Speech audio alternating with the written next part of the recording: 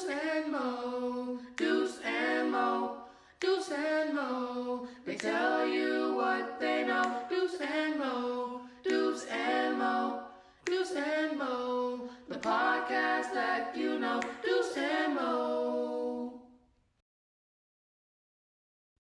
Deuce and Mo, Deuce and Mo, Deuce and Mo. They tell you what they know. Do it for Deuce and Mo, Deuce and Mo. Hey. Do it for Deuce and Mo. When it comes to the Kings, it's my favorite show. Do it for Deuce and Mo, Deuce and Mo. Hey. Do it for Deuce and Mo. When it comes to the Kings, big hopes and dreams as we cover our kings. Never cover the kingdom, but we loving our kings. And we covered your prayers as we doing our thing. Big Deuce with the pod, Lil Mo on the screen. Solo or together, still do it for team. Never switch up for $1 or revenue stream. So we always got each other, balance out the beam. Deuce and Mo, and that's the end of the theme song. Do it for Deuce and Mo. Deuce and Mo. Hey, do it for Deuce and Mo. When it comes to the Kings, that's my favorite show. Happy Free Agent Eve. And boy, do we have some news. Hey, do it for Deuce and Mo. When it comes How to are we the doing Kings. on Free Agency Eve? What up, Deuce? Hey, how we doing? Hey, Morgan. Hi.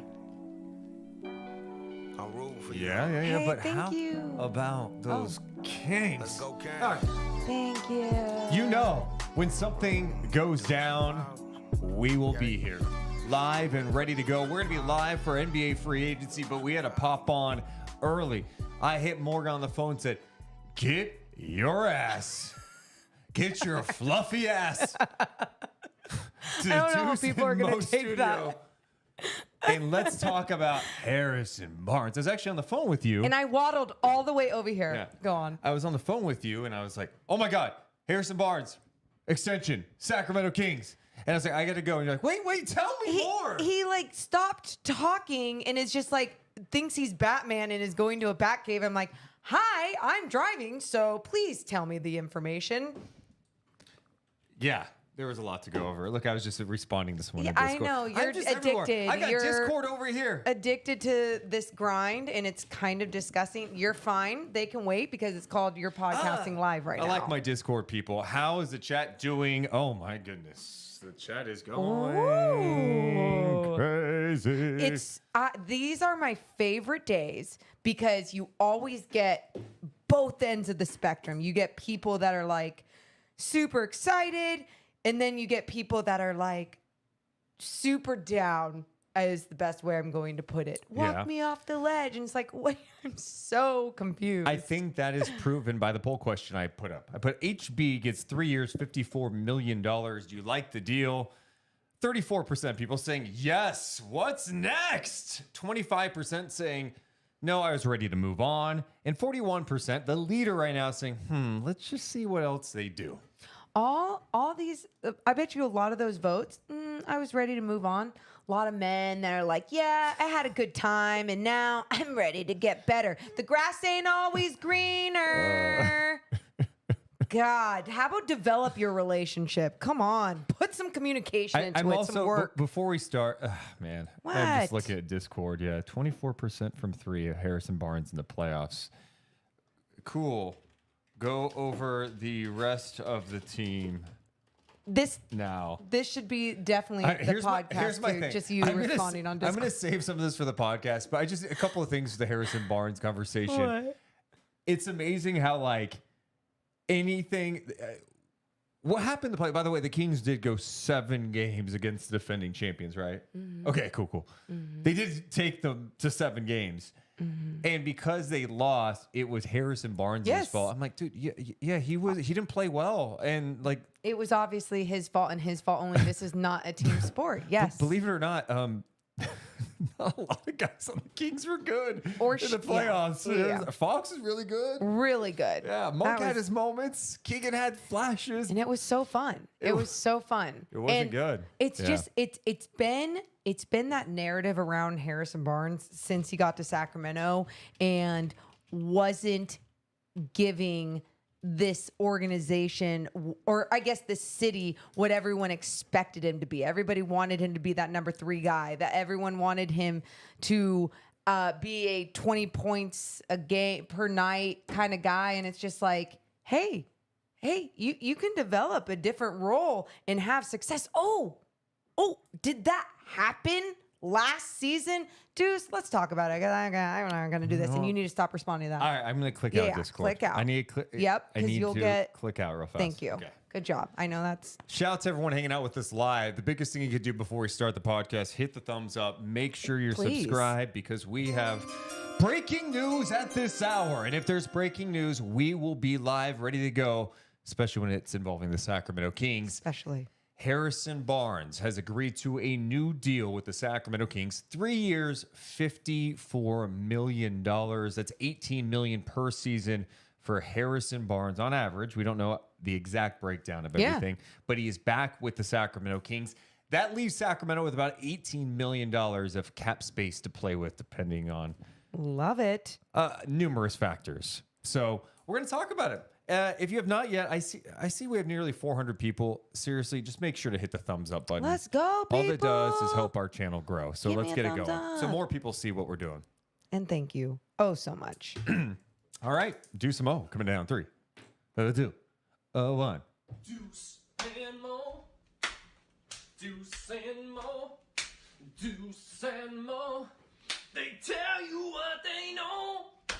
Deuce and Mo. Deuce and Mo.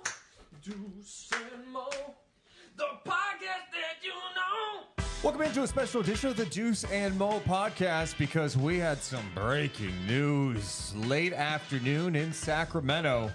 Adrian Wojnarowski reporting that the Sacramento Kings have agreed to a new deal with Harrison Barnes. A 3-year, $54 million extension, and Harrison Barnes will be staying with the Sacramento Kings. I'm Deuce Mason. That's Morgan Reagan. How you doing on Free Agency Eve? I love Free Agency Eve because that's when little things start to happen. And then sometimes, well, I feel like we've had some pretty good NBA free agency days the last couple of years, right? It's been fun. Last year was a lot of fun. Yeah. And it just leading up to it, when you get these little things going on, it just makes it a little bit better. Well, let's unpack what we learned from Adrian Wojnarowski of ESPN just a bit ago that Harrison Barnes is back with the Kings. 3 years, $54 million.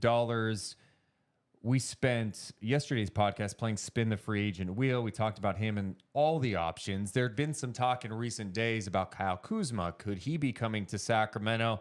The Kings elect to give Harrison Barnes a new deal to stay with the Kings. Your first reaction to the news of HB staying in Sacramento? My first reaction was, what's the price? And saw the price, and I was down for the ride. And I know that there's been mixed reviews in Sacramento and maybe even around the NBA.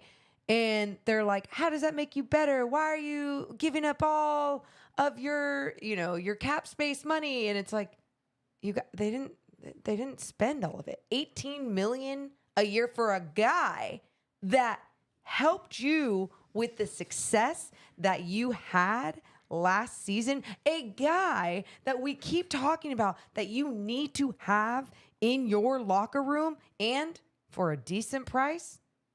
I'm down with it. I think part of the concern from those who maybe don't like this deal or mix about the deal is simple. You took the 24th pick of the draft. And I'll explain that. You connected it with Rashawn Holmes. You shipped it to Dallas for space. Yep. And so the concern is, oh, wait, are you just using your cap space to bring back Harrison Barnes and Trey Lyles and renegotiating Sabonis' deal, and you're just bringing back that same squad? I think that's the fear for some. It is the fear. The reality of the situation is Free agency hasn't even started yet. It hasn't even started, and there is still money to be spent. Now, there is obviously things going on behind the scenes when we heard Kyle Kuzma's name in the mix, and then you really hear a big push with Houston today. And you're probably not wanting to give him the amount of money that he is going to get with a team like Houston. And that is smart. Have fun with the losing team, Kyle Kuzma, and some young pieces.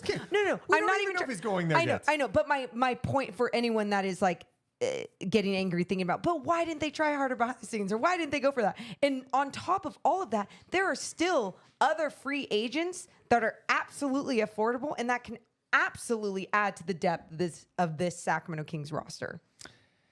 Yeah. I think when you look at the Kuzma factor, you have to think he has a huge money deal coming from the Houston Rockets, and probably something that the Kings would not be comfortable giving, right? Like if some of the noise coming out of Houston was that, hey, they could sign Van Vliet to a $40 million deal, what are they willing to give Kyle Kuzma? Exactly. And the Kings probably did not want to go that route. I don't think 18 million is crazy high. It's a little higher than I thought he would get. Like if Harrison Barnes just went out and tested free agency, is anyone else giving him 18 million a year? I don't think so. Okay. And, I don't agree with that, but I was reading John Hollinger's free agency preview a couple weeks ago, and I just looked at it a few minutes ago, where he has a formula and he ranks the players by position, and what their formula says that this player should make. He had Harrison at $17.4 million. So we don't know how the deal's exactly structured. Like, is he making like 16 this year, and does it kind of go up as the years, or is it just 18 a year? We don't know the actual terms of the deal yet. But look, I think with Harrison, I think people are looking at the playoffs a lot. And they are a prisoner of the moment. But it's your last memory of someone, right? Your last memory of someone is game 6 and 7 when he played. Let me just double check here. He played 14 minutes in game 6, a win, and then 15 minutes in game 7. He really was not a factor. Yeah. And then when he did play, the shot just was not dropping at all. So some people are looking at that going, wait, when it matters most in the playoffs, where was he? My pushback on that is like, it is a sample size of 7 games, and he wasn't the only one. Like, if Herter and Sabonis are going like they are in the regular season, does that open up everything else for people, right? And he missed some shots, no doubt about it. And he was a non-factor in those last 2 games. He was a factor to the entire season's success. In so many more ways than one. And again, I'm not sitting here. What did I say last night? I said, yeah, if Harrison Barnes comes back, hopefully it's for the right price, and they find another piece that either this is established or they're trying to develop, where Harrison Barnes' role can change over the next few years and he starts coming off the bench. Because then that just means that you're bettering that starting spot. You're bettering your roster, and you still have that depth. You still have that locker room guy, 31 years old.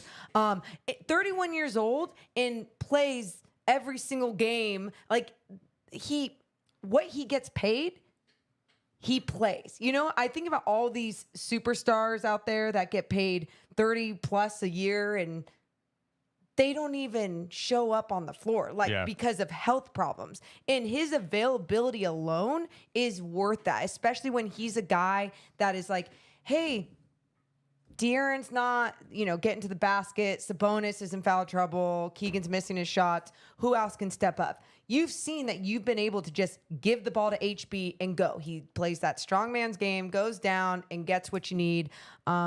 Just a team guy, and I like this. Do you have any concern over the fact that you mentioned his age? He's 31 years old. You commit to him until he's like 34. That's going to his play is going to decline. I mean, I know he's in shape. He plays every game. Do you have any concern about the age factor at this point? I think sometimes we play that up too much in the NBA. I I do it myself. I think it depends on what type of person and player they are. If there's someone that is willing and wanting and always working on their body and is staying healthy, I feel pretty good about it. Again, I think over these next couple of years within this contract, you're just hoping that the Kings are finding different ways to better their starting unit. So then he does change his role. But if that's not the case, okay, you still saw success with him this last year. And I know once you see a little bit of success, it's like, okay, but what's next? And I get that. That's the sports world. We're all here in Sacramento and we're like, hey, Kings, you won every single award last year. What are you going to do next? And people are exactly right to have higher standards and higher expectations, but why so doom and gloom about this? Like it's not going to work. In all fairness, it's not everyone who's doom and gloom. I think it's split in Sacramento. I think reading social media, our Discord, the YouTube chat, Kings Reddit, there's a lot of people who are like, dude, this makes it like bring back a guy who plays every game. We had that stat last night where there are 4 players who have played more minutes than Harrison Barnes the last 4 seasons. It's like Jason Tatum, Julius Randle, Mikal Bridges, and we don't remember the last one. I don't remember who the last one is. The point is, he's been able to stay healthy, be on the floor. He's been able to hit the 3 consistently, at least during the regular season. He did not do that in the playoffs. In that playoff run against Golden State, where he was really bad. He shot like 38% in his career in Sacramento. Before he got here, he wasn't known as someone that could consistently knock down the 3. He's done that. I think the other thing with Harrison is like, how many times he bailed out the Kings this year? How many times when the Kings were stagnant, he's like, give me the ball. Let me attack. Let me get to the free throw line. He was really good at getting to the free throw line. The biggest concern for me as this team, like, look, getting to the playoffs is awesome. And I think everyone in Sacramento, like, appreciates what happened last year and appreciates the team and everyone's role in that. Yeah. But now as you want to move up, it's really expectations are higher. Well, they're higher, but like, how do you get to the next level? Yep. And Harrison, to me, struggles defending, especially some of these wings in the NBA that are really challenging to defend, but he struggles in that regard. So now it's like, all right, if he can't do that, you have to find someone else who can via trade, via free agent market, or is it Keegan Murray taking a step? You know, I was at King Summer League practice today. Keegan Murray playing in the California Classic. Luke Laux, who's coaching the Summer League team, the Kings assistant coach, is unsure if he's going to play in Vegas. I would highly doubt he's playing in Vegas. He's going to play the 2 California Classic games. Love it. Anyway, he was just saying, like, there's a lot on the line for Keegan this year. Like, they need Keegan to take a jump. You know, Keegan's got to take a serious step in year 2. When one thing he talked about with Keegan is, like, you could tell he's become more mature emotionally. He's doing more talking out there. He's been working out every single day with De'Aaron Fox. I asked him about that today, and Keegan's like, we play one-on-one every day. I've been working with him. He looked noticeably stronger too. And I know it's off-season stuff, but I'm serious. Love it. And I get it as someone who, you know, is getting cut now in the off-season. Yeah. I'm like, oh, Keegan looks kind of cut right now. So he's getting bigger and stronger, which is great. But my whole point to bringing him up is like, all right, can Keegan take that step, and can Keegan turn into a wing defender? Is he good? Does he have that lateral quickness to do that at the next level? And he showed flashes of it even early on in his rookie season. It's like, oh, now how do you make it better? And I think that goes with this entire... It doesn't just go with, hey, Kings front office, how do you make this Kings roster better? It's how do these individuals take their game also to the next level, right? Like that falls on everybody to take their game to the next level. And them taking their game to the next level, what will that do for Harrison Barnes and his role? And I say that because he obviously had a pretty good shooting year. Again, not talking about the playoffs, pretty good shooting year because there was so much better spacing. This system, the actions that were run for him, for other people, they impacted this offense in a very positive way. It's one of the best offenses we've seen. Right. And so that's my point though, is that like him in this system, it works. So why wouldn't it even just take a leap and get a little bit better? He averaged 15 points a game this past year, 4.5 rebounds, 1.6 assists. He did on 47% shooting, 37.4% from three-point range. He got to the free throw line 5 times a game, shot that at 84.7% clip. He played all 82 games for Sacramento, but here's a number that we need to look at. He played 32 minutes a night, 32.5.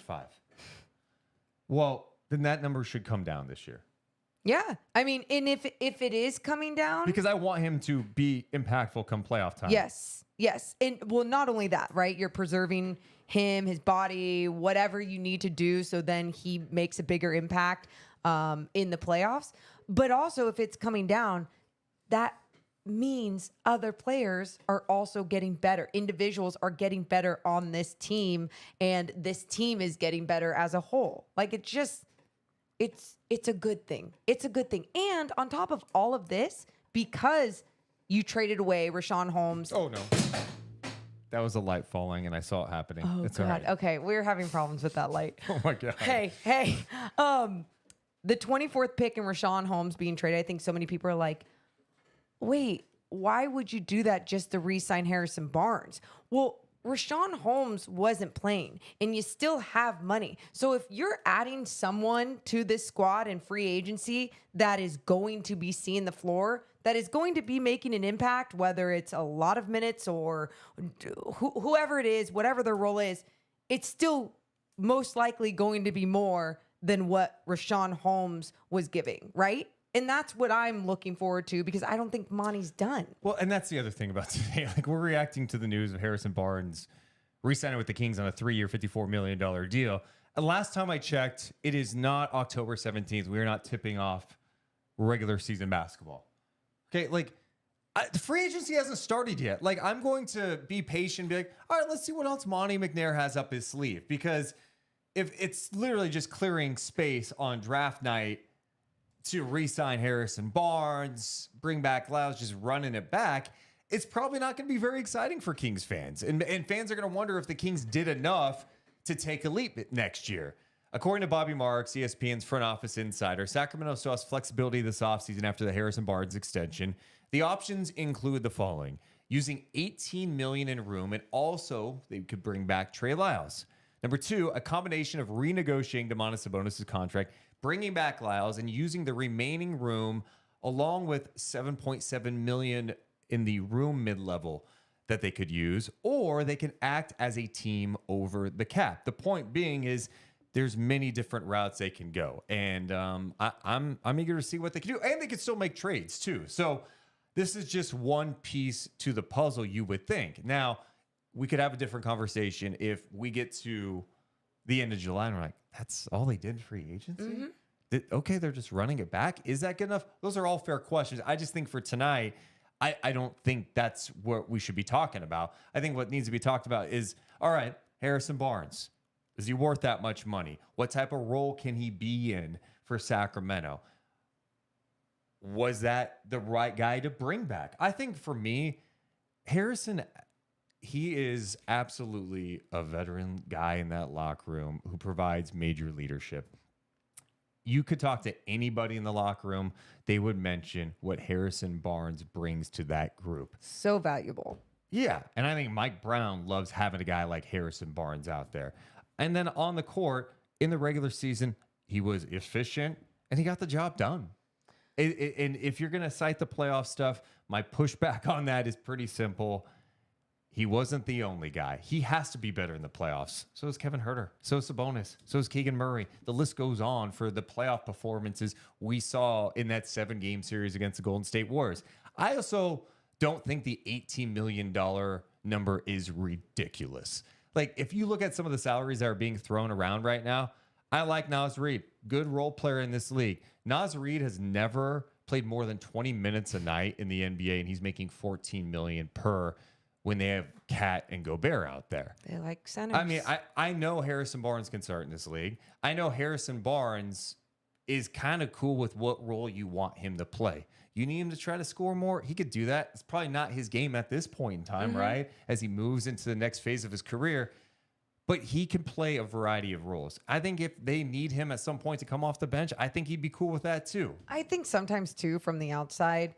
I mean, does everyone recall the trade deadline last season? Yeah. And everyone's like, Kings have to do something if they want to take a step. I mean, I was even starting to have that mindset where I was like, well, the Lakers got Vanderbilt, everyone's getting better, and what are the Kings doing? They're not doing anything.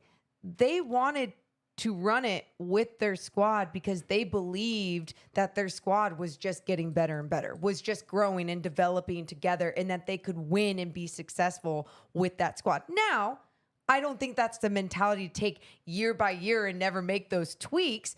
But I also think when it comes to Harrison Barnes, the value that he adds, and I've mentioned this over and over and over again on this podcast, because I truly believe the value he adds doesn't just happen with his minutes, his NBA minutes in a game. It happens at practice. It happens in the locker room. It happens all the things that we're talking about in the community. I mean, whatever, wherever you want to go with that, you need those type of people to make a good basketball team. Yeah, I also don't think the deal itself hamstrings Sacramento where you go, oh, they're never going to be able to move that deal. You know, Yeah. it's $18 million per year. Teams around the league know what HB is about. It's not a crate. The salaries in the NBA are outrageous. And I think it's tough for all of us to adjust. It's like, oh, this guy's getting paid this. I mean, going into the offseason, I did not think Harrison Barnes would make $18 million. I'll say that. Wow. And see, for some reason, But then I see some of these deals that are being talked about. I'm like, all right, Vucevic got paid. This guy got paid. I'm like, okay, I mean, 18 now sounds about right. I mean, I guess that's market rate. And maybe it's a little more in Sacramento because it's California. Taxes are higher and you got to give a little more pay. yeah, no. So, all in all, in my opinion, I am happy that the Kings are running it back with Harrison Barnes. Now, I still need to see more happen. Yeah. Whether that's tweaks to the roster or we're going into the season and, like you said, Keegan Murray. Yeah, it's like if you just go back with kind of the same group, you're banking on a lot of things. You're like, one, you'd be banking on health. This group was really healthy all year long. Banking on that. Sabonis is fighting through it. Keegan too. You'd be banking that Keegan's trying to take a leap. That Fox can maybe has another level to get to. I mean, he played at an all NBA level, right? Sabonis, he was an all NBA player. How much better can he get next year? And you're also betting, could Kevin Huerter, who's 24 or 25 years old, is he coming back in more elite shape so he can withstand the long season and into the playoffs? Because he was another guy come playoff time who just was really bad for Sacramento. Like, he could not hit any shots. We saw him in the regular season hit over 200 threes come playoff time. It was like Harrison Barnes. He couldn't really make anything. And he talked about the conditioning and he knew, with this system that Mike Brown runs, what type of shape I need to be in at the end of an 82 game season. It's going to be a lot different than what it was this last season. But my point to all of those things I just mentioned, that's a lot to bank on. Like it is. I'm all about, internal improvements. Great. You know, I read on social media that Davion Mitchell's been working with Steph Curry's trainer. I'm like, great. Like, all of a sudden, if Davion can knock down some shots, sure. I acknowledge all that stuff. If they can bring Sasha in, that should help things too. I think they just become more dynamic again offensively. But I think some of the concerns that people have are, okay, what are you doing with the backup five? How can you get rebounding to be improved? Like, it can't all fall on Sabonis trying to get the rebounds or boxing guys out. Like, he needs some help down there. And that could be part of guys on the team trying to rebound better. Yeah. That being HB, that being Keegan.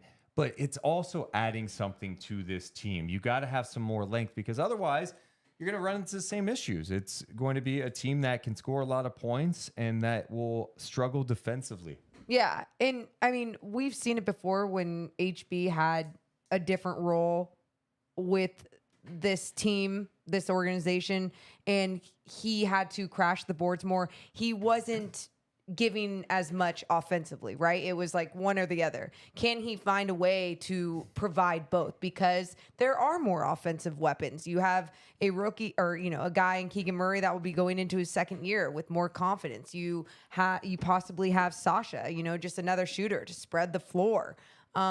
Those things, the basketball people behind the scenes, I don't think they're just banking on that either. They're seeing it with their own eyes. They're behind the scenes, seeing the work that's being put in, scouting these guys, talking to these guys, and knowing what's going on. Let's get to some of the comments out there. Mark is saying continuity is key to success. Yeah, I mean, I don't think it hurts to bring back a similar group. You definitely need to find ways to tinker and improve the team. And, in some ways, I mean, we even acknowledged, like, they did add Colby Jones, too, right? Like, what could he provide as a rookie? I saw him today at practice, Morgan. Was he as strong as he looks in photos? He's big. Yeah. He's really strong. Yeah. I was really like, okay, maybe this guy. And you're not banking on second rounders, but again, you're as someone on the outside, I'm trusting what we saw from this front office and this organization and these basketball minds and these coaches and this coaching staff, what they were capable of doing in 1 year. So, like, why would I doubt this or anything else that's coming right now until they show me that I should be doubting it? The chat is wild on YouTube right now. Appreciate all you guys hanging out with us. If you have not yet, make sure to hit the thumbs up button. Make sure you're subscribed. We're also going to be live Friday for NBA free agency, reacting to deals as they go down. But the chat is insane right now. It is. So it's very interesting to me. Well, you know what I love? Yeah. That this is what people are saying because, one, I think some have realistic expectations. Others have expectations of championship or bust now, which is great. I love that for you. I think that should always kind of be the mindset. I'm sure that's the Kings mindset. But at the same time, I'm just curious why people aren't going off of the type of success we saw. Like, it wasn't a fluke what we saw last season, right? Like, we saw this team get better and better and finish games and win games and stay healthy. Like, so many things went right. And I don't just think that was luck. I think that had a lot to do with this organization and everything that they know about the game, about this roster, and about these players. So what's next for the Kings? We mentioned the cap space. One guy I'm super interested in is Bruce Brown. And for a minute, I'm like, aren't we all? I just assumed he's going back to Denver. Yeah. Sounds like the Lakers are confident that they could have a shot at him. So annoying. The Dallas Mavericks plan to meet with him. Could the Kings get in on that? Or is that like not going to happen now? Like, you could just, hey, you paid Harrison Barnes $18 million. You could pencil him in as the starter. I mean, you ask if the Kings can get in on that. You know what happens behind the scenes. Agents say, no, he has no interest. He wouldn't even resign with you. No interest. So don't even waste your time or your money. As soon as that happens and you try to negotiate a little bit more and it doesn't happen, then you go a different direction. Like, it's all about timing too, right? Like, you got to make sure you're quick with things, but also if you're not willing or wanting to spend 25 mil, 30 mil, whatever, I'm just saying we don't know what Kyle Kuzma is going to get on Kyle Kuzma and his talent, then bye, go the other direction. I've been a little surprised we haven't heard more about Jeremy Grant, and maybe it's simple. He's going back to the Blazers. Yeah. And that's it. Other names still out there. Grant Williams. He's going to be restricted, I think, for Boston, a restricted free agent. So Boston could match a deal. Is that someone the Kings would still be interested in at this point? Sure. I was going to hit you up today before this news broke, and I was trying to make a pitch on Chris Middleton because I got sucked into the Chris Middleton talk a little bit. And I started looking at his playoff numbers, and hey, he's feeling good after surgery. Well, that's out the way. You can't afford Chris Middleton Right. now, but and all signs point to him just going back to the Milwaukee Bucks. So, yeah, I'm very interested to see how the Kings pivot from here. You bring back a guy who is obviously important to your locker room, who is a starter for you this whole year. He's the consummate pro. You know what you're going to get. You know what he's about. Leads by example. All those boxes, but you have some serious holes to fill. And now it's like, okay, how do you do that?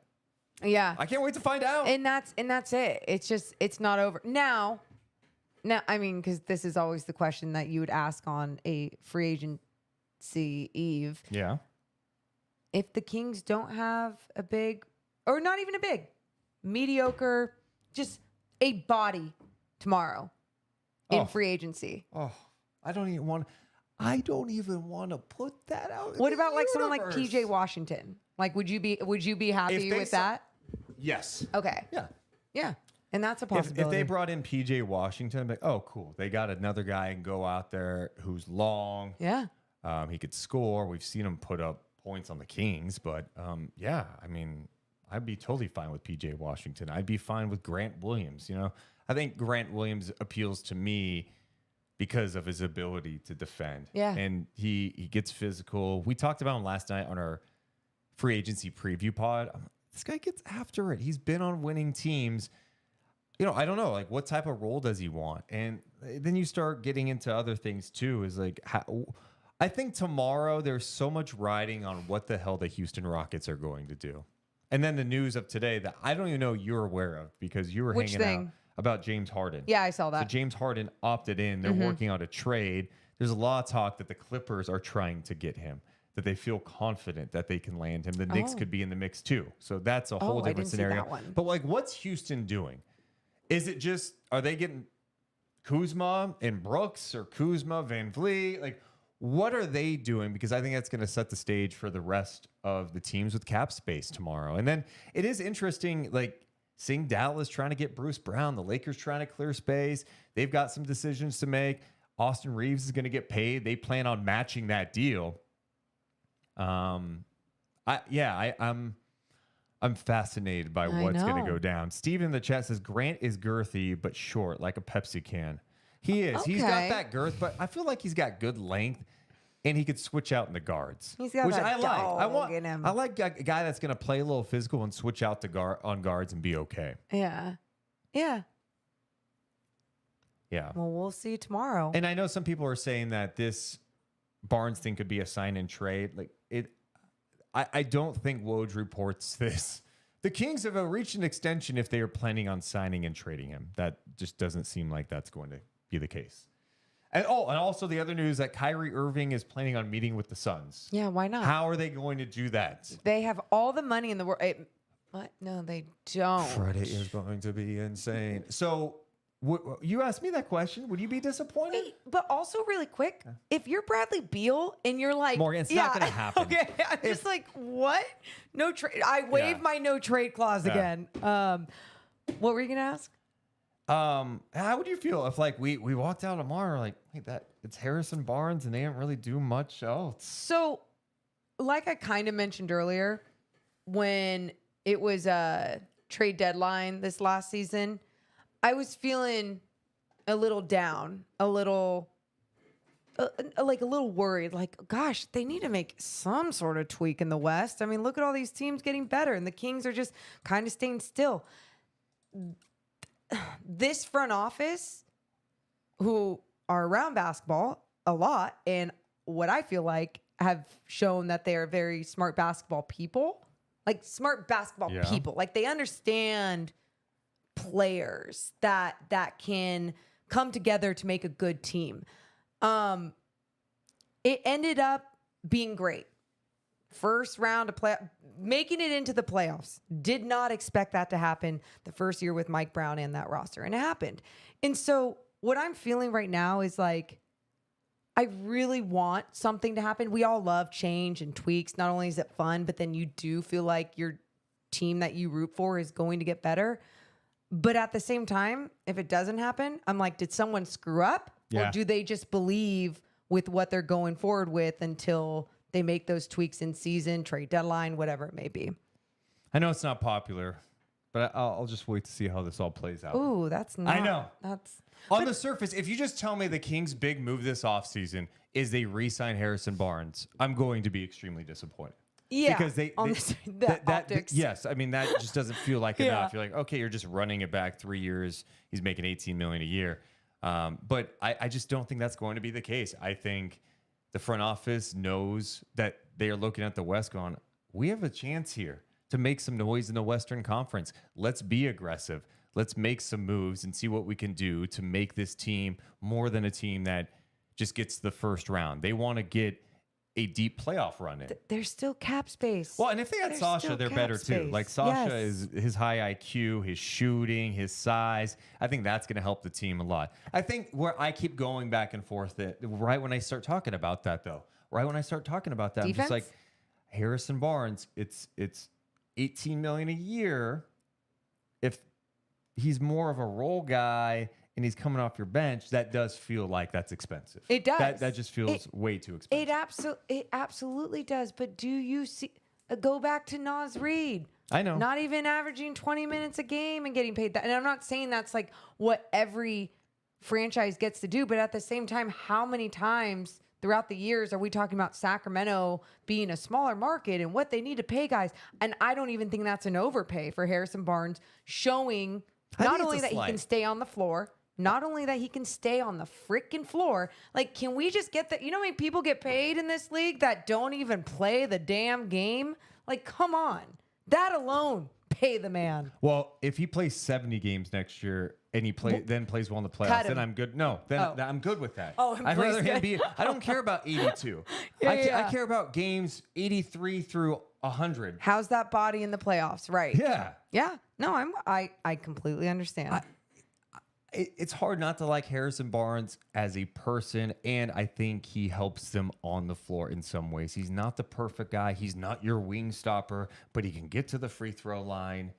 He can knock down a three, and you need that in this league. Dude, and what these teammates say about him, like, all those things just go such a long way. I'm here all for it. Run it. I don't care if it's not popular. I don't really care. And if I'm wrong, great. Tell me later I'm wrong. Well, let's get an update on the poll question. Appreciate you guys being here. Make sure to hit the thumbs up. HB gets 3 years, $54 million. Do you like the deal? Yes. What's next? No, I was ready to move on. And let's see what else they do. Right now, 40% of people fall under, let's see what else they do. No, I was ready to move on falls at 25%, and 35% say yes. What's next? Where do you fall in on this poll question if you're voting? Yeah. What's next? I'm on the let's see what else they do. Okay. So I'm definitely more for it than you are. And I think, again, when we look at upgrading this position in this I'm league, fine with it. I'm fine with what are you upgrading it with right away? Well, okay. And that was the same question we were asking at the trade deadline. Here's the biggest. If you take a step back and look Yeah. at this.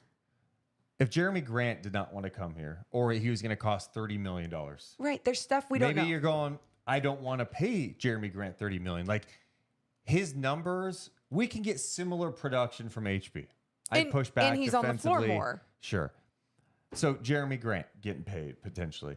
The Love Kyle Jeremy Kuzma, Grant. I think Kuzma would have been a perfect fit here. Mm-hmm. But if Kuzma is going to get the bag in Houston and get for him. paid like 30 plus million, I could see why Monty would be a little apprehensive of that. Or maybe the other thing that we need to talk about is like, maybe some of these guys just don't want to come here. Maybe it's like, I'm going for the money. You can say Boom. whatever you want.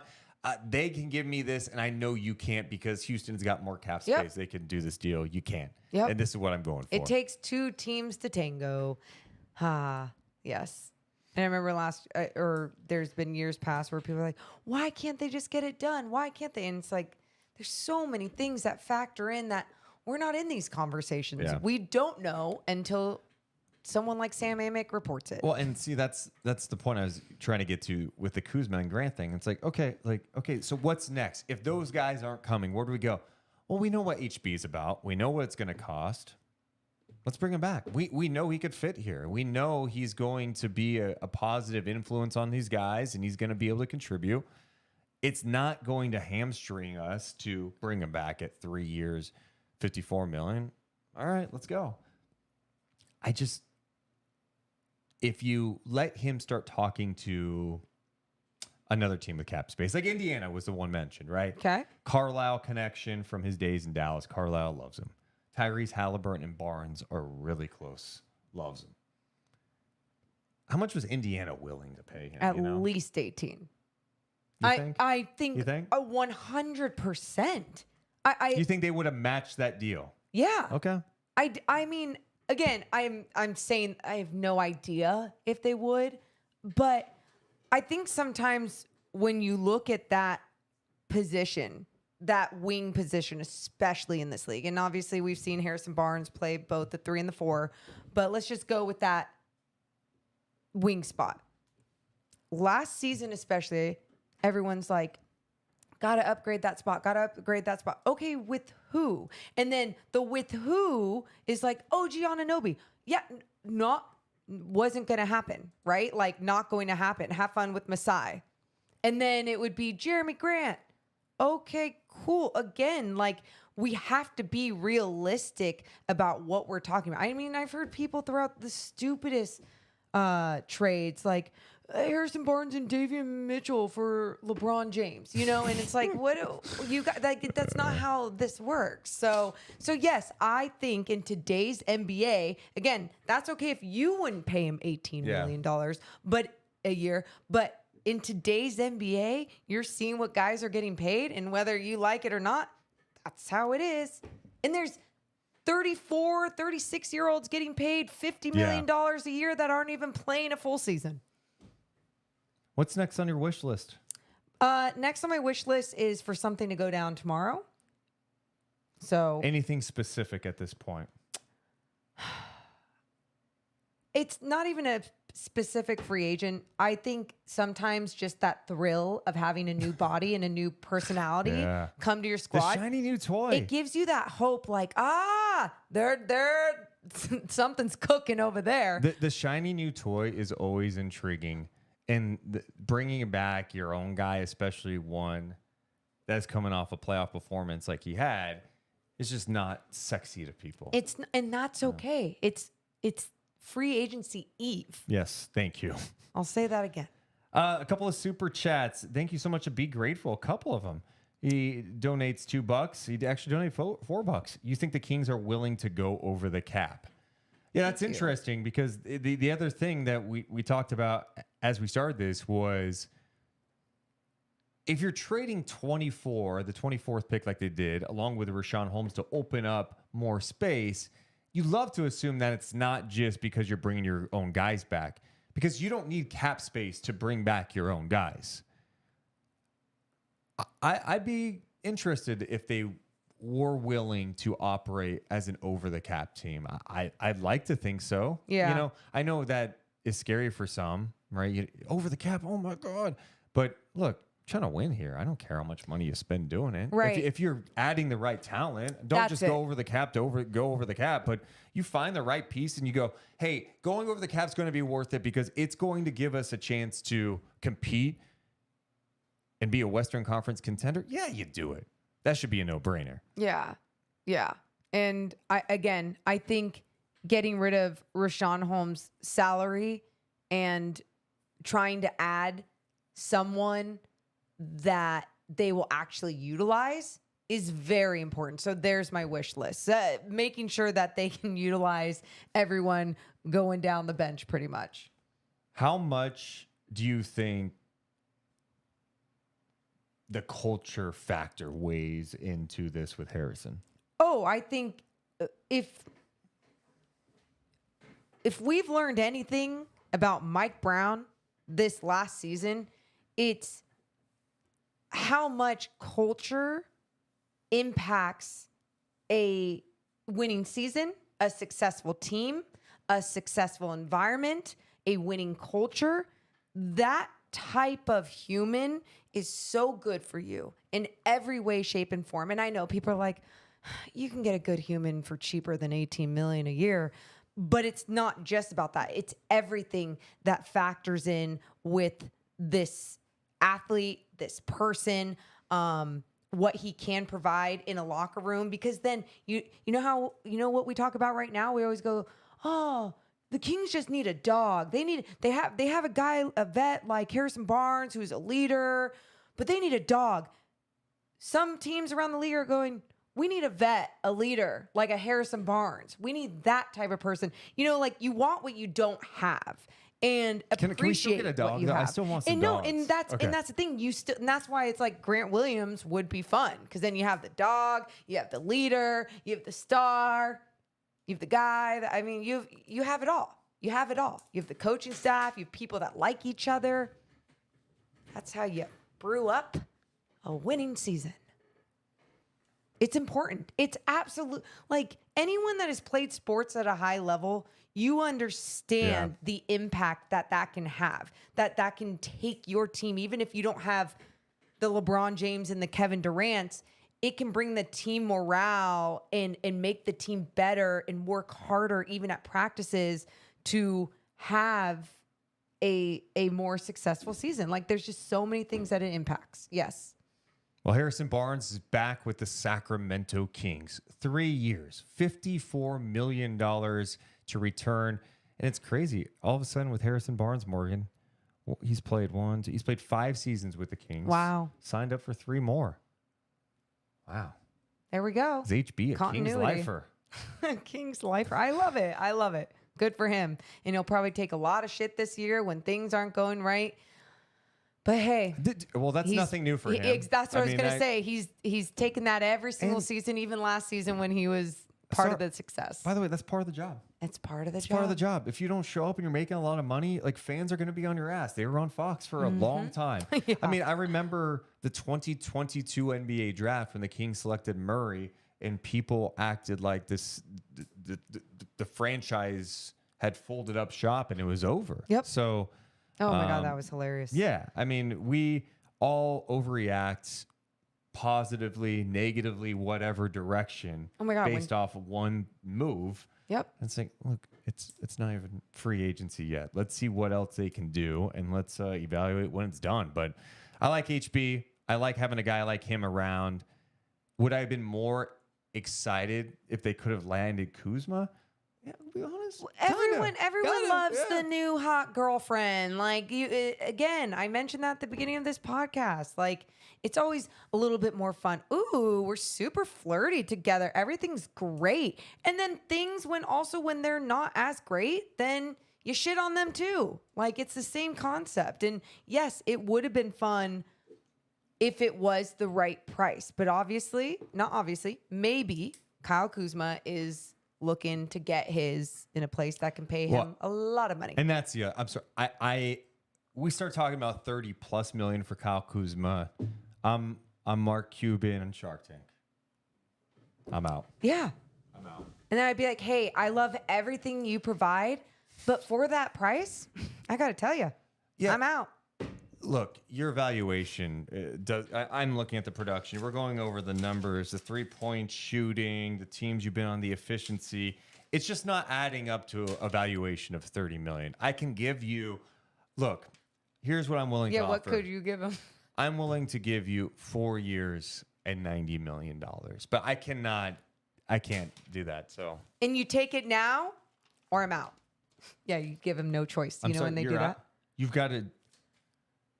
Houston's coming in with that? Okay, I'm out. I'm out. I mean, 30 million. It's funny. Oh man. Good stuff, people. Dash Gill with a super chat of $2 should be a team-friendly 5-year, 11 million, not 3 and 18 a year. No one's doing Harrison Barnes is not only getting 11 million a year. Well, in 5 years, you were just not going to give him a 5-year. In a 5-year deal at 31 years old. Dan in the chat. But thank you for the donation. Says Barnes can't shoot Deuce. He was passing up open looks. Harrison Barnes last year with Sacramento shot 37.4% from 3-point land on 4.3 attempts per game. The year before that, 39% on 4.7 attempts. The year before that, 39% on 4.4. The year before that, 38%. So he's right around that 38% mark from three. That's great. And you've got other 3-point shooting too with Herter and Keegan. And yeah, I mean, at 37.4, I'd like that number to creep back up more toward 38. But what are we talking about here? Like a couple extra made threes in a season. The biggest concern long term, if next year at this time we're having a conversation going, wow, the Kings are in the playoffs in the first round, Barnes didn't show up, Herter didn't show up, and we're going down the list again with 4/5 of your starting lineup not playing to their regular season potential, then we're going to have a real conversation about, okay, where do you go with this group? But the Kings had a great year, and Harrison Barnes was a massive part of that. Like Track record shows that the right moves were made last season. So show me that it's bad, and then we can talk about it. Monty, Wes, keep adding. Spend Let's that go. money. You got $18 million to spend here. Tweak it. Tweak it. Just tweak it. Yeah. Tweak it. Is that your song? I don't even like that song. We'll be back live on Friday. When are we going to be live? We don't know yet. Make sure your notifications are on YouTube because we could be on earlier. If there's some breaking news, we may just pop on early and start the show. We're going to be live with our NBA free agency watch party. As the deals roll in, we will all be watching and reacting together right here. Any other final thoughts? Pretty sure we said everything. So I think at times, not even necessarily repetitive, but just really going over every single thing with Harrison Barnes, because it's shocking when you see people that might be disappointed or say some negative things. And my only question is like, yeah, with any players in this league, we can talk about all the bad things that they do all day, but what they can provide to a team that's also translating into those W's is why I'm like, all right, I'm good with this. Continue, go forward. There was W's last year with this, so why wouldn't that happen again this year? I like that final thought. Yeah. Can we answer? This is going to be the end of the audio portion. I guess for the edit. Hold on. Can we hang out and talk to the people for a little let's bit? talk. Like, this is free agency. Yeah. We can hang out, talk about the Barnes thing. I'm going to have to clip this part and we'll go. Hit that thumbs up. Make sure you're subscribed to this channel too. Appreciate that. We should be at like 400 thumbs up. You guys just Let's go. Let's get it going. Ivan says, happy with Barnes at the price they got. Would be disappointed at paying $30 million to Kuzma. Market X says, go Falcon. Vincent says, to me, Harrison Barnes is the Kings squad's John Salmons. Oh, stop it. They weren't winning games. Yeah. Also, John Salmons had his first run, there were some brief moments. I kind of like him. His second stint, no. And Harrison Barnes is a much better. I mean, he did it for longer. Bongism says, give Bruce Brown the other $18 million and the mid-level to Lyles. I don't know about that. I do like the idea of adding Bruce Brown because Bruce Brown could play a couple positions. He's got that dog. Not like that. All these teams are going after him. Yeah, and as they should, and the Kings should be as well. Oh, we have Bong hopping into the night chat voice chat. Oops, I did not mean to play that music. Hold on, let's see if this works, if I have this right with our new mixer. Hey, Bong, are you there? I'm here, guys. What's up? What's up, all right, Bong? let's talk to you. Like, how are you feeling about today on free agency eve? I will tell you. Well, first of all, happy free agency eve. This is a big week in the NBA. We've had some crazy stuff. I don't know if y'all were following the anonymous guy who got ahead of the Harden news today. It's been a wild Twitter day, an all-timer. Yeah, Morgan, this anonymous guy on social media has an account where he's been like leaking stuff before it actually happens, before all the heavy hitters have it. Who is this guy? We don't know. Okay.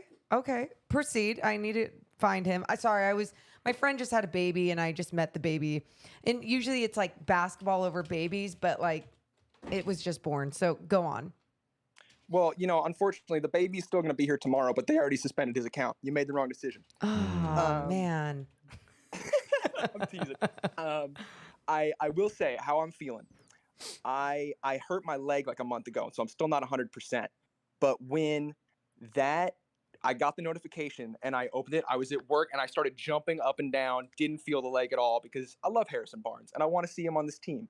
And I want to be able to wear my Harrison Barnes jersey still. That's a big reason, honestly. Yeah. Okay. I think the number is pretty good. I had said this before, like a similar number, like 18 million or something. It's like less than 20. Like this cap's going up and up and up. That's not the same in the future. And like, he's still tradable. This isn't, I feel like this hasn't even started yet and everyone's acting like it's over. And like, even I've seen national dudes tweeting like, yeah, I don't like this. I don't know what this means. And they're like, I don't know if they do something. It's like, well, they can't do anything else until tomorrow. So what do you mean if they do something? Like, calm down. Someone in the chat was bringing up Harrison Barnes. I wanted to read this to you. Dan says Barnes is getting benched at the end of games in the playoffs. He's passing up wide open threes. How much does that concern you? Just kind of his postseason run, the 7-game series against Golden State. In the last 2 games, he really didn't play a lot. You're not wrong. I was at all the home games. I saw it. I know. But if he hits one shot in game 4, was that right? Like, we're all talking about this very differently. And I just don't feel like the 2 games we can just write him off entirely. Look at the rest of the season and how important he's been for us for so many years and how much he used to be able to do when he was asked to do everything. And now we've seen him in a role he probably should be in more, and his role is probably going to reduce as the year goes on, and we get hopefully Sasha and Keegan gets better. Like, I feel like this is a fine contract. Even if we keep him for another year, there's still room to trade him and things to go on, or we can see it out through the 3. And maybe he wants to be a lifer. There's so many options. We still have money. We can still sign Bruce Brown. I would give him all 18 million. I Okay, swear. Bruce Brown is not coming here. People need to understand that right now. Bruce Brown, like, he has so many options. His stock is so high.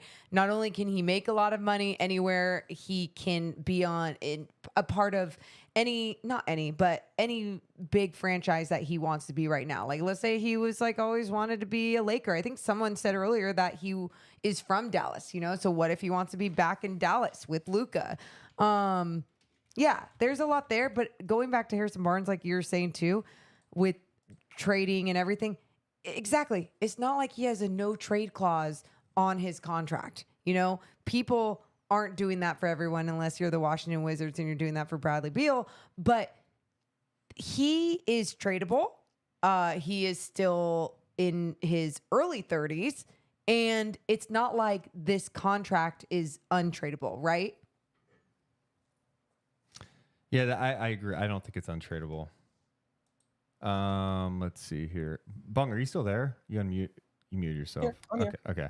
I was just looking at Hoops Hype for a second because I saw someone in the chat saying no bench player makes 18 million, and I'm like, well, there's definitely bench players who make that. Norm Powell makes. Let's see. I just want to double check. I don't think he's heard of Davis Bertans. What's that? Yeah, Bertans. Norm Powell has been a bench guy in his career. Joe Harris makes 19 million. He's been a spot guy. Buddy Hield makes 19.2. He's been off the bench at times. Evan Fournier is making 18.8. Bogey, who's been really injured in Atlanta, is making 18.7 next year. I mean, the list goes on here. I'm looking at other names out here. Duncan Robinson makes 18.1 million. Tim Hardaway Jr. He got some starts, obviously, with Dallas, but he's been a guy that's been on the bench sometimes throughout his career. 17.8 million. Jonathan Isaac that can't be 17.4 million. Colin Sexton 17.3. Anyway. Yeah, no, and that alone is a good point. And I think too, you talk about bench players aren't making 18 million. Well, he's not a bench player as of right now, right? I mean, yeah, no, that's the other thing. It's he started all last season for you, and he played every single game. Yeah, I think the other thing too is we mentioned this during the pod is like I think if anything, you try to take down his minutes a little bit. Like, it may not seem like a lot, but if he's playing 32 and a half minutes, can you give him like 28 next year? You know, and does that help him throughout the grind of an 82 game season and into the playoffs? Hey, and I don't usually do this, Deuce, but this one guy, Brad, is being such a dick on the Okay. chat to me. I'm just like, I'm over your shit, bro. Okay. Oh, dang. Morgan is. Yeah, Morgan like, just got baited no, on because free agency. he's done it like 3 Yeah. times, like has said some bullshit things to me. Okay. And, First like, of all, relax. Like, if you're gonna do that, you're just gonna get out of our chat. So Yeah. Brad, just I'm in a good cool mood. it. Like, it's fine. 'Kay, I know. I sweetie. saw him. He said, "Deuce, I appreciate your honesty." I'm like, It's like, I what- mean, I've been. I don't know what I've said that's crazy, but anyway, Bong. doesn't like So you're women. fine. What? So you would say Bruce Brown next? If I could, I know that's probably unrealistic, but I would absolutely love him on this team. He's like one of my, ever since the Nets were using him as a center, I knew this dude was just he can play on any team. Like, I think he's perfect. I really want to keep Trey Lyles, and hopefully like that can only be, $7 million or less.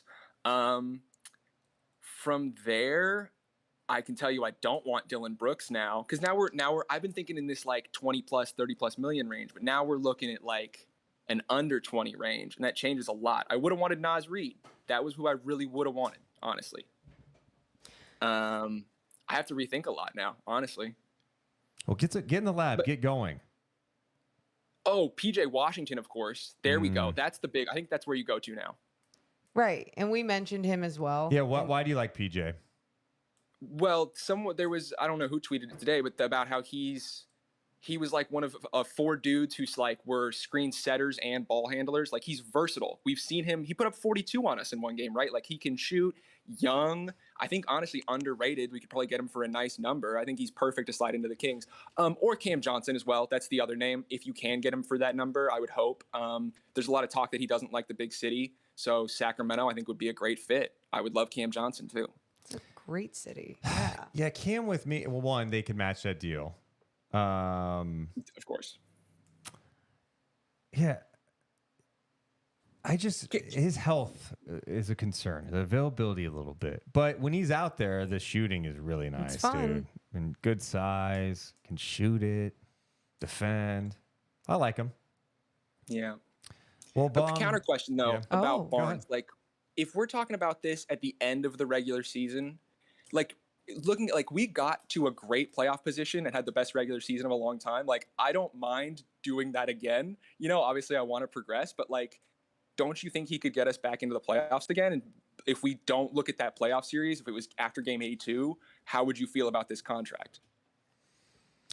Yeah, I mean, I think if he had a good playoff performance, I mean, it probably changes things for Sacramento too, right? Like they probably advance. You're probably like, yeah, bring back HB. So I there's no doubt about it that like Prisoners of the moment. you are going to remember what just happened a little bit, and I don't think that should be brushed aside either. Like, Yeah. like we can acknowledge his regular season and also acknowledge like, hey, he's got to be better in the playoffs, and you have to find ways.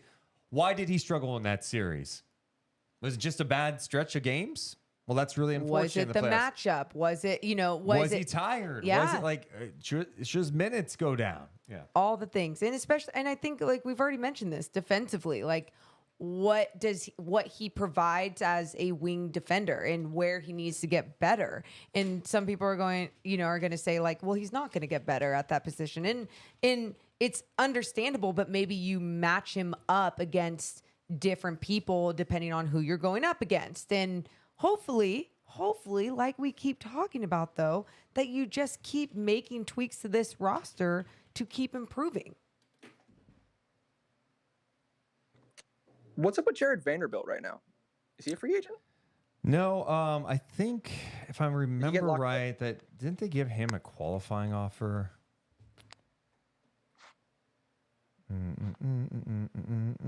Oh wait, no, he had a team option. That's right. Lakers right. exercised a $4.7 million team option. So I would have paid him so much more than that. yeah, if we're gonna talk about playoff performance, that guy didn't even play in the playoffs, and he's supposed to be an elite defender. So, Bong, thanks for checking in as always, dude.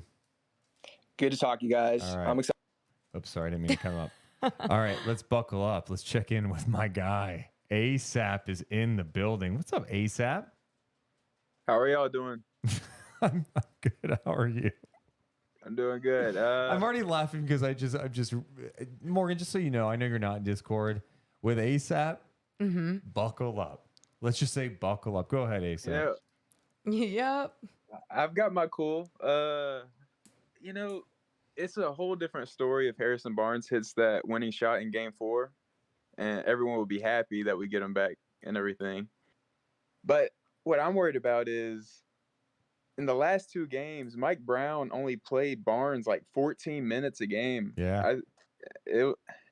I'm just a little worried because it kind of stops us from improving defensively at the power forward. I mean, does Keegan really play power forward, or is I don't really know how it is, but I feel like we just need a defensive upgrade. And with the 10% trade kicker, it almost makes him untradeable because he's already getting paid 18 million, and I doubt any team really wants that contract unless he's like really good. But it's not that bad because he plays a lot of games. That's one thing with Barnes. He does play a lot of games and he's reliable that way. He's one of 3 players to start all 82 regular season games last season too, the availability. But I agree with you defensively, like that want to improve this squad defensively because it just isn't good enough, right? And it's like, oh no, is it going to be the same? And then you add Sasha and it's like, we know what type of player he is defensively. So yeah, it's what tweak can be made with the 18 million left with cap space. Yeah. Y'all think we getting Lyles back? I think we might re-sign Lyles. I like Yeah. Lyles. He played really good for us this season. I think, and I would like to see him as some small ball 5. Yeah. I mean, I like him there. I think he wants to come back. I mean, he made that pretty clear. So I don't know what that's going to end up costing the Kings. And then I don't know what else can they do out there to get this team in a better position. I actually thought defensively at times in the Warriors series, they had some better moments. It wasn't great, but it was like, wow, this Kings team is actually like. At times it was their offense that was the issue. Sure. And then of course Game 7 when they could not get a rebound to save their lives. That was a crusher, but that was also weird because they've been such a good defensive rebounding team throughout the year. Like they were fine in that regard. You guys too, like, because we're all sports fans and we know how sports work, like I feel like it's not talked about enough. I think sometimes we use the term, oh, we're banking on that this team is going to get better. That was the first year together. Like why can't this roster, this coaching staff even take a step, a leap, and get even a little bit better? And let's just say, like, and get better. You just got rid of somebody in Rashawn Holmes who you weren't even playing. You weren't utilizing. And let's just say you add Sasha and maybe some other free agent. You're just tweaking, maybe hopefully making better. Like, why wouldn't we expect a sports team that had a successful season to take even a small leap this next season? I think that's just something we don't talk about enough. Yeah, and Kevin Huerter, he didn't play that great, but I think Kevin Huerter's really good. And the odds of him having another really bad playoffs like that, I just don't see it happening. So, Well, yeah, Kevin Huerter I was still think used we to can he was go used to deep into playoffs. and Kevin Huerter was used to standing around watching Trae Young. Yep. And then he's playing in an offense where he's moving nonstop, coming off dribble handoffs. In the playoffs, you got to chase around Klay Thompson. Like, it wasn't an easy matchup. I'm looking at the numbers, too, because we've talked so much about Barnes' playoff run. Kevin Huerter in the playoffs was 8 of 39 from 3, 20% from three-point range. Harrison Barnes was not good in the playoffs either. He was, of course, we've talked about that, 24% from 3.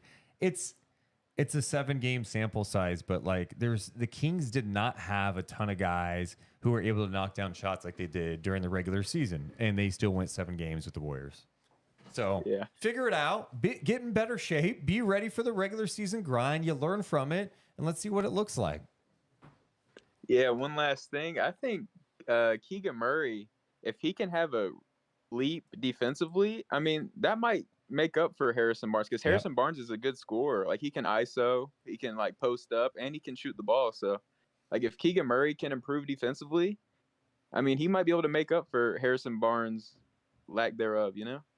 No, So, and I think they are expecting Keegan to take a jump this year. So that's going to be a huge thing to watch this year. Like, can Keegan take a leap and be a consistent, like, no, you know what you're going to get from him every night. Because as a rookie, like, he's going to make mistakes. But that's why I'm excited to see him play in a couple of games in the California Classic. Like, dude, let this guy bring the ball up. Let him handle. I want to see if he can get a guy off the dribble a little bit this year. And then defensively, what can he do? Because you're right. If he's able to guard some wings this season, that changes things for Sacramento too. yep. All right. Well, I appreciate wait, ASAP. You didn't do anything weird. Like, the Discord chat is like wondering if this is really ASAP. They don't believe it's you. Hey, I usually troll in there anyways. That's not the real me. So ASAP. I'm usually just messing with Drew and so can you call one of those guys out? call him out. Yeah. Nah. Come on, you can't. Oh, you can only troll with your on your keyboard or on your phone. You can't troll with your voice. Oh, I control Armstrong. Armstrong needs to get in the Kings. He's always in night chat. No one sees him. Good point. All right, ASAP. I appreciate you. Y'all have a man. good night. Appreciate you. ASAP, man. ASAP. Wow, he plays a character in Discord. Interesting. I love that he was so like just a great conversation. Yeah. I thought the points he brought up are very valid. He was great. It caught I me was off- like I scared. said buckle up because I expected him to do something completely different. I was already like a little heated. And I was like, I don't know, I can make some asshole right now, but no, that was great. Let's see here. Lil Uzi Vert says Sabonis was getting killed on the boards, and we are not addressing this in the offseason. Hold on. Lil Uzi Vert, I do have some breaking news at this hour. What is it? It is June 29th, 2023. The NBA free agent period has not started yet. Is it October 17th? No, it is June. God. How are they going to address it today? Lil Uzi. Wait, take that little Uzi. Shine it up. Shine it up. You kitty ass. How funny would it be if they did nothing tomorrow, though? Yeah, I don't.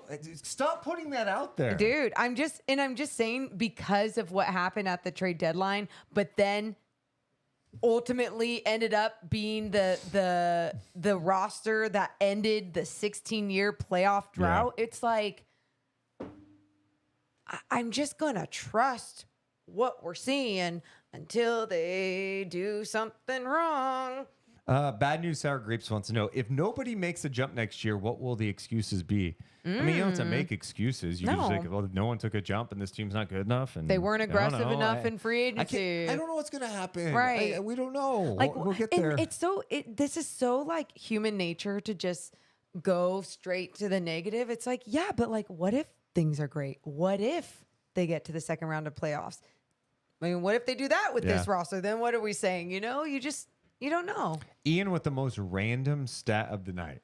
What? Barnes is one of only 4 guys last season to average 15 plus points, 4 plus rebounds, 37+% from 3, and under 2 turnovers. Dude, I don't know. Does it matter? Efficient. One of only 4 guys. Who are the other guys? Yeah, That's what I want to know curious. That's awesome. Lil Uzi Vert also wants to let us know that you need a big body to be physical with Jokic to even have a chance at beating the Nuggets. Yeah, you do need some size. Here's what I do know. I watched Jokic during the finals run. We've watched him the last few years. He won back-to-back MVPs at one point. There's nobody in the league who could stop Jokic. There's nobody. There's double. Find him. Double teams aren't stopping him. Does this person exist? Right. It's like, and it's not going to be Victor Wembanyama. 7'4" might get a block. But they do need to help him out. And Sabonis has good size and he's strong. I love that. I feel like we're doing a Kings Warriors playoff post game again. Looney is like a 7'4" wingspan. He's long. Sabonis has like a 6'11" wingspan. Yeah. I mean, and it's like, someone else was bringing up, you need a big body to go up against, like, name 5 bigs in this league. It's like, you need a I don't know, a wing player that can play on both sides of the floor, a two-way guy, that can do it all. And then we saw it with Vanderbilt in the playoffs this last season, and it was like, oh, he's a liability offensively, so you can't even keep him out there, even though he's one of the better defenders. It's just like there's things that come into play.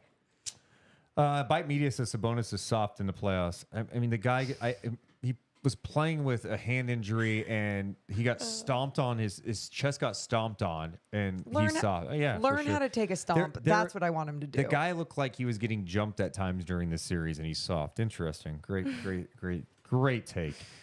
Only Jokic can stop Jokic. Yeah, he's pretty special. Let's get to some super chats. Marcus Sacramento, still a member, saying, do you have the Black Falcon caw sound clip? I don't. Brad Dawson donated $5. He was the guy that you got mad at earlier. He just said, sorry, Deuce and Mo. I love you both. I'm all in for Monty and trust him with the future. And Brad, I really quick. No, first of all, Brad, I don't even care if you hate Monty's gut. I don't give a shit. But like, what you're typing in there is just irresponsible and unacceptable. Thank you for the donation, but don't just try to put a Band-Aid on it with $5. Like, you just can't say things like that to people and be all confident about it. That's what I'll say. Appreciate the apology. But if he donated 1,000, then I say, okay, Brad, we're talking, huh? I love that. Oh man. Let's get to some more people in the chat. I want to make sure no one else is there. Okay.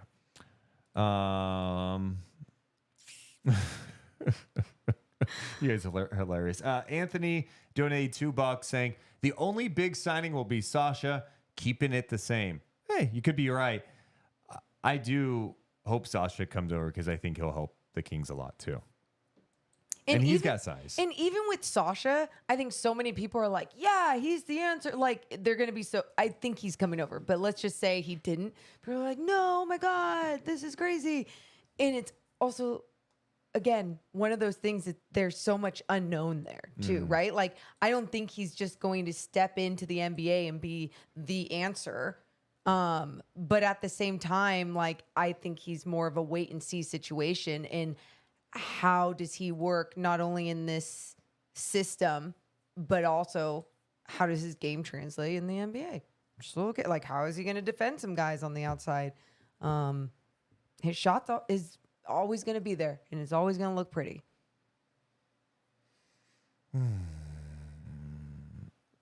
Conesso Broad 916 says Sabonis needs to get better at shooting and make his damn layups. I never seen Big miss so many damn close to the basket. Yeah, I mean, he's drawn a lot of attention. They were physical with him. And, I also think because he played through that injury the rest of the year, we at times acted like it didn't exist. And it's like, no, I mean, it still impacted him. Takes your hands to shoot the ball. Yeah, and in the playoffs, and they're being even more physical with you. They're swiping down on you. They know your hands banged up. It was going to impact things. But, and I still, like, let's even take that out. Yeah. Like, yeah, he still does need to improve his shooting. He needs to make sure that he's a threat from the elbow, from the free throw line, wherever he is on the floor. I don't need him shooting a whole bunch of threes. I just need to make sure that he is a threat when he has someone in drop coverage and doesn't have anyone else open. We have someone in voice chat. What's your name?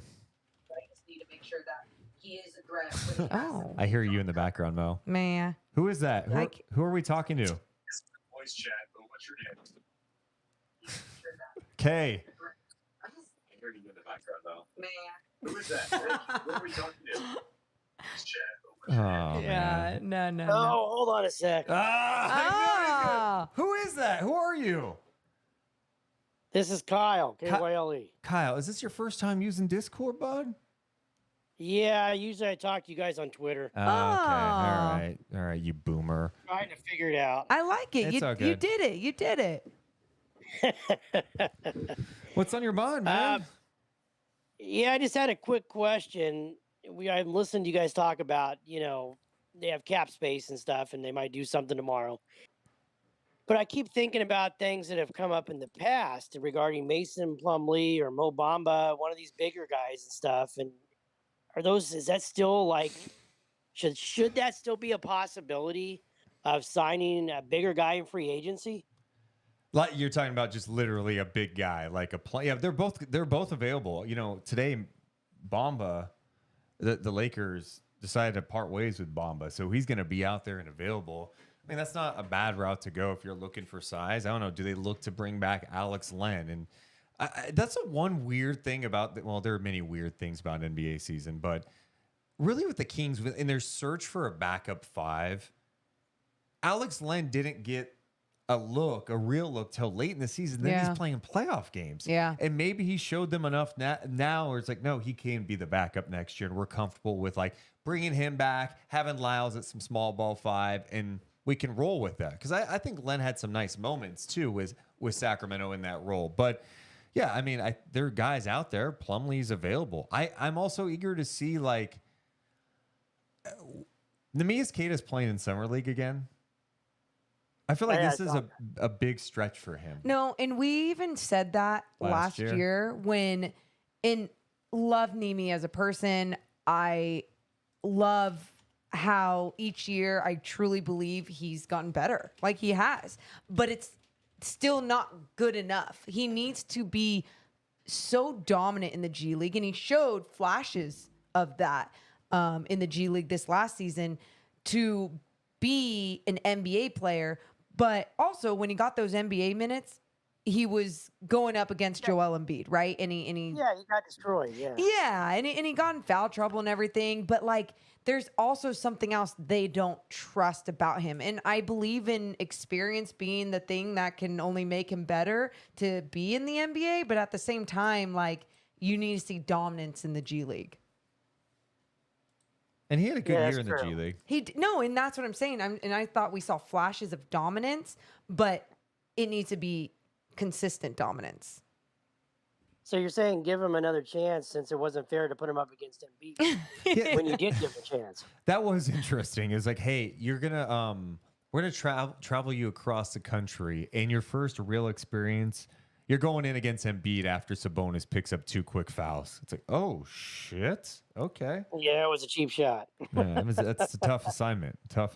Yeah, and I think it's, I don't know, Queta has some of those skills that you go, I see it. You know, Yes. there are times you watch him, and we called his games in the G League, and he has those games where it's like, okay, everything's kind of working. You know, he could be a lob threat. He could pass it a little bit. He could hit that mid-range shot. Then there are times he's in foul trouble and he finishes with 4 rebounds in a game. And it goes to what Morgan was saying. Can you just be consistent at that level? And is that what's keeping him from getting that real opportunity in Sacramento? Like, I know it's a completely different position, but like the G League guys that we saw were consistently dominant in the G League ended up being NBA guys. Gabe Vincent was one of those guys, right? And it was just like, That's true. yeah, and it was just it's like if it's against Jay Huff or whoever it is, it needs to be a big game. I just say dropped that Jay because Huff's I name. remember he didn't have his best game against him, and I'm just like, well, didn't Jay Huff end up signing a 10-day or something With too? the Wizards, I Yeah, think, at so- one point. Yeah. Know your G League. Yeah, I agree. And Monty might feel the same way regarding these guys and giving them another shot, you know, this year, coming up year, and seeing what they can do. So, I mean, that makes sense. Well, hey, Kyle, thanks so much for checking us out on Discord. Hopefully you try it again soon. Absolutely. I appreciate it, guys. Thank you. All right. There's Kyle. I love it. Let's give it up. Just take a moment. Let's acknowledge the old people for a second. The old people. The old people, you know, having an old person figure out Discord, that's not an easy task. Let's give it up. Honestly, I don't even know if I know how to be. That's so loud. Yeah, but you're kind of a boomer too. I'm younger than you. Maureen, you were younger by like 2 months. That's still, Settle the but like F down. facts, younger. I also, you know, I think too, while we have this audience too, we need to acknowledge a couple things. One, we are going to be live tomorrow during free agency, but you know, we're coming up on a big week next week, the 6th of July. Ah, And it's a day to celebrate me. Independence. Oh, No. oh, That's the day where I graced this amazing earth with my presence when I popped out of my mom. Ugh. And since then, I've been walking around, entertaining. you crawled first, but my whole point is the 6th is a day we should all kind of rally together and celebrate. So July 6th is Deuce's birthday, and he wants everyone to know it. It's the day before we end up going to Vegas Summer League. So yeah, we probably won't be on that day. We might have to be. If we just do a little live thing where it's just kind of almost like, hey, we just compliment me in the chat. You have some stuff you want to say. Deuce is just addicted to affirmation and needs everyone to say, happy birthday. You're great at what you do. Yeah, duh. Oh, man. Ian donates $5 saying $5 more to say you could tell Domas is one tough SOB because he doesn't make a ton of noise about playing through pain. He just does it. That's a good point. A shout out to John D who donates $20. His reaction to the Harrison Barnes contract, it's an overpay. Ooh. We cleared up space to overpay a 31-year-old Barnes who doesn't rebound and is a below-average rebounder by any advanced metrics. We now need a backup center who could rebound and block. How about Drew Eubanks? Okay, but in all fairness, I don't think he sounded like that. No, you're right. and As I read it, I'm like, he didn't really sound. Appreciate the donation, John. Yeah, thank you. And my only thing, I'd be like, okay, you want to talk about his rebounding, and advanced metrics and all of those things. Sure, His rebounds should be better. I agree. absolutely. Help Sabonis but out, you please. also, you guys, we've seen him in a different role when he was like the year before when he was playing more of that power forward position. He was crashing the boards and then wasn't an offensive threat. So it was like one or the other. How can he become both? But my other thing to that, all you did was talk about his rebounding and that being bad. But what I would just challenge you on, like, but what does he do well?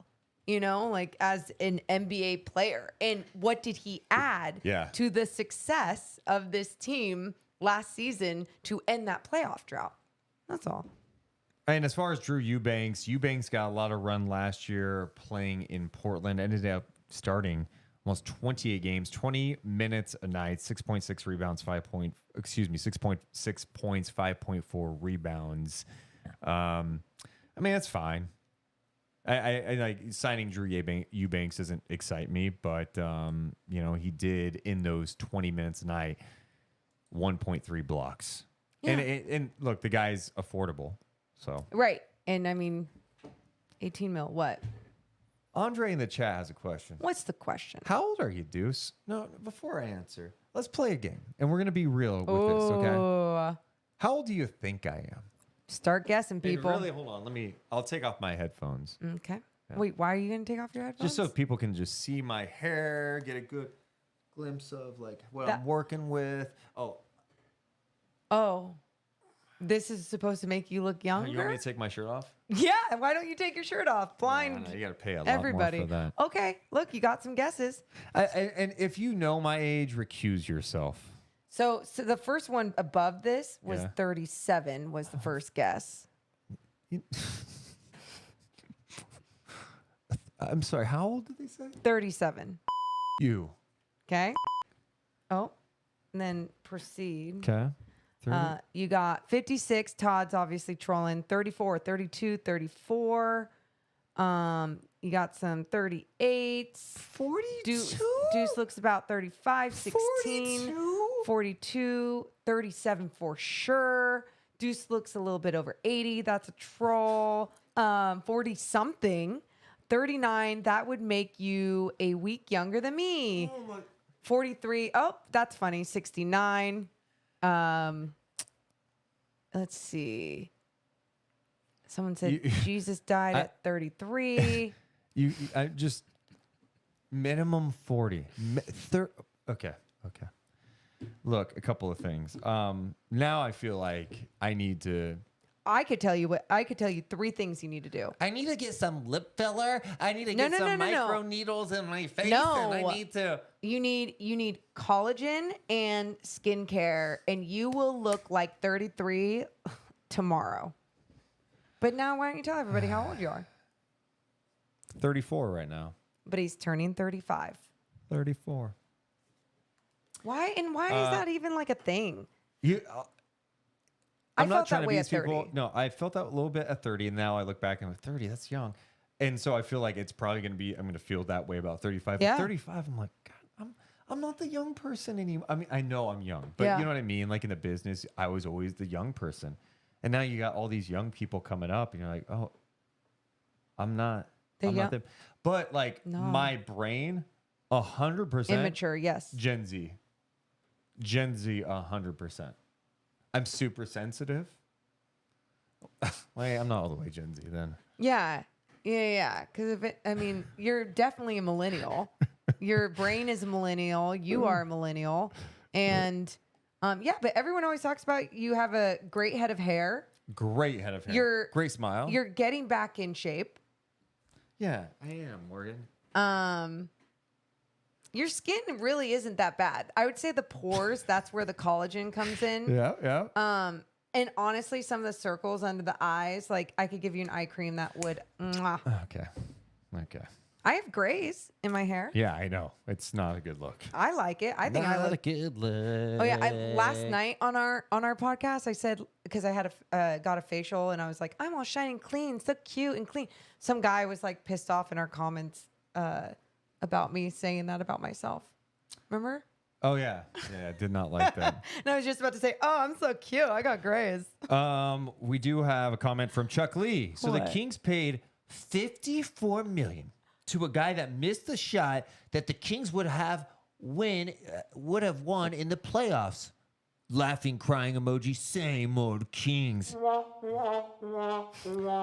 Maybe I'm missing some. I don't think Harrison Barnes' shot to win it would not have won the series for them. That wasn't for the win. Well, one, it wouldn't have. Also, it's Harrison Barnes got a great look from 3 in that game and missed the shot. Like, are we judging Harrison Barnes because he missed a potential game-winning shot? I am. Are we doing this? Yes, hell yeah. Did he air it? Did it land? Who cares? In Didn't a go courtside seat? Come on, man. Ooh, someone said I look 27. Even Okay. though I said age doesn't matter. Yeah. You shouldn't care. Man. Let's see here. Kings need a shot creator other than Fox and Monk. Yeah, I do agree with that. Having another guy that could break down the defense. And maybe that's where Keegan improves, right? Like maybe something off the dribble where he is That might scoring take off him the some dribble. time. And I know playmaking is really what we're talking about, but like, yeah, I think he's a smart enough player where it's there. Why do you think Barnes gets so much of the blame? Dude, it's because when he came to Sacramento from Dallas, I think he was shooting 40% from 3 in Dallas. So like everyone's like, that's got to come here. And he's going to be the second or third guy. I forget what the roster was at that time, but he's going to be like part of the answer going forward. And I think just the desperateness, is that a word? Yeah. Yeah. Desperateness from the city to get wins, to have a winning team. And like he was supposed to be part of that answer and it wasn't. And I think that just kind of stayed with him until this team finally saw success.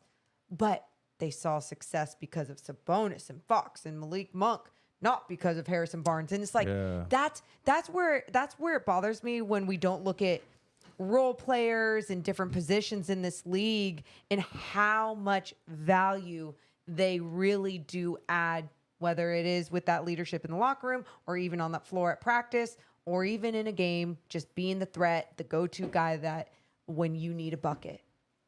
It's not, he doesn't have that sexy position, that sexy personality. And John says, no, we blame Barnes because you disappeared in the playoffs and we paid him like an impact player. I mean, again, like he didn't play well. Kevin Huerter played worse, and that, you're paying him too. Like, are you ignoring what they did in the lead up, or can you also go, hey, let's see what they do so that doesn't happen again? Like you cannot this cannot be a theme. It can't be, hey, having these fun regular seasons, getting into the playoffs, and everyone disappearing. That obviously can't happen. It happens. But it happens on other teams too with other players. It's not just like, so what if the Kings had traded for, or was it a trade for Vanderbilt? What if they had landed Vanderbilt, But then the same thing happened to They them. couldn't where play they him. couldn't play Yeah. him because he was a liability on the Yeah. offensive end. And hopefully that's something that he gets better at and improves on with his game so that doesn't happen again. But you got to learn from your experiences. Sydney Dean says the guy played all 82 games. Is that not worth something? I think it's definitely worth something. Yeah. Let's see here. Suppa Mar says, "Is Alex Morgan your twin sister?" Oh my God, me? Stop it. I wish. Oh wait, I love my sister, but she's really pretty. I've always gotten I've the been Alex Morgan comparison, but she's way way gorge. She's I was she's just gonna. perfect. Can I say something? No, because you're gonna be mean, and it's like it's so dumb. She's just way better. She's more successful. She's just better athlete. I mean, she's richer than me. A lot more money than you. Yeah. Definitely a better athlete. I mean, God, I could And- never. Like, is it fair? Yeah, I didn't know if you want to keep. Way better looking than you. I would say Like not even. like she's like a 10 and I'm like a what? California 6